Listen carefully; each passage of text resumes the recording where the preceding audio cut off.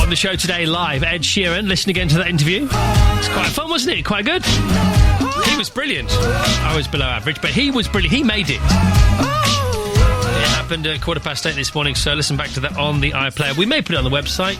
Do we do podcasts? Do we have one? We're doing clips, are we? All right. Clips, all new for 2017 on Radio 2. Why not?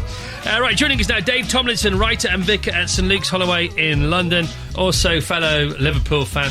Absolutely. Coutinho is going to be back, isn't he? Well, we need him back. We do need him back, actually. After we put the school team out at the weekend, which was good fun for them, but not necessarily for the rest of us. Good fun for them and also for Plymouth. Actually, Henderson's the one I think we really miss, actually. Do you think so? Yeah, I think he's turned out to be a great player, Henderson. See, I could now tell you about the fact that I thought Klopp should have brought the three superstars on with half an hour to go, not 10 minutes to go, but we've got to get on to pause for thought. Yeah, that's true. So what do you have for us, please, Dave?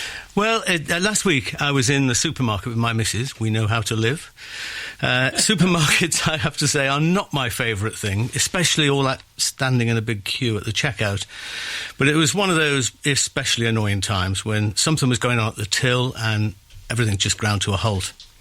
Seems the customer didn't have enough money, so she was a couple of quid short and was faffing about trying to decide what to put back. Everyone in the queue was huffing and puffing, including me, even though it was clear that the woman was distressed and embarrassed. And then a lovely lady in a hijab stepped forward, spoke kindly to the woman, opened her purse and gave her £10, clearly a lot more than was required.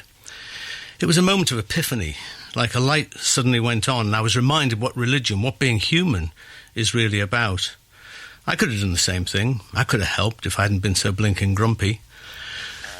I love walking around on New Year's Eve, you know, when even strangers smile and say Happy New Year. And yes, it's scary how quickly all that disappears in these grey days of January when spring seems a long way off and, well, you're standing in a supermarket queue. I can't say I'm really big into New Year's resolutions. They never seem to work. But I do find January is a good time to think about what really matters to me, who I want to be, how I want to live in the world. It's an opportunity to reboot the spiritual system. The philosopher Søren Kierkegaard told a parable about two robbers who broke into a jewellery store. They didn't actually steal anything. They just went around switching the price tags so that expensive items became really cheap and pricey ones were on sale. Amazingly, when the shop opened, nobody was any the wiser. The customers kept on buying the goods without realising.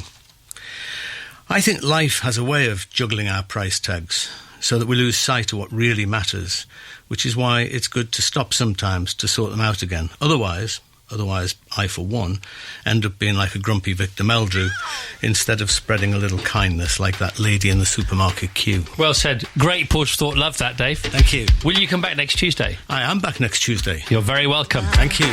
Defiance always works, doesn't it?